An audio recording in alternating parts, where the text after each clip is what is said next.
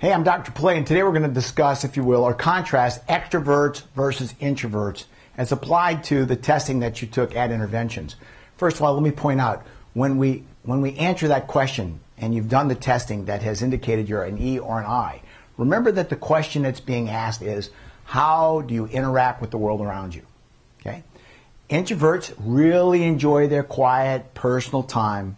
They tend to like to be within themselves and those things that are comfortable to them. Extroverts, they enjoy the energy that they expend to the outside world. They're people that get active in sporting events, they get active in community events, and although they enjoy their home time, their downtime, their personal time, they can only do so much before they start to say, you know, we got to get out and do something.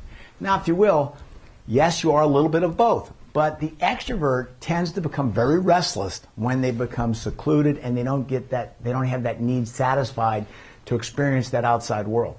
And if you will, I'll give you an example about how you can do both, if you will. I have a client here, and he's a fisherman, loves to fish. And he tends to be high on the introvert scale, which means he enjoys his quiet time, enjoys himself, and he enjoys, all those things that are depth, not breadth. When he goes fishing, he would prefer to fish alone. He would prefer to be out there on the water fishing and enjoying the experience of catching fish, whatever. And for him, he really doesn't want a lot of people around him. So he's not one that might be prone to ask people to go with him.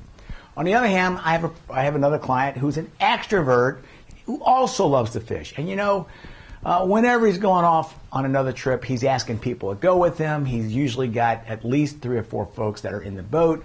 He enjoys fishing with other people. He really doesn't like that time where it's just him. I mean, he'd prefer to be with others. It's not objectionable. He does do it, but he would really prefer to be around other people. And that's kind of what we're looking at, that extrovert versus introvert. Understand that in couples, we tend to have extroverts and introverts being attracted to each other. It's a compatibility issue where the quietness of the introvert is often complemented by the energy of the outside investigation by the extrovert. Okay?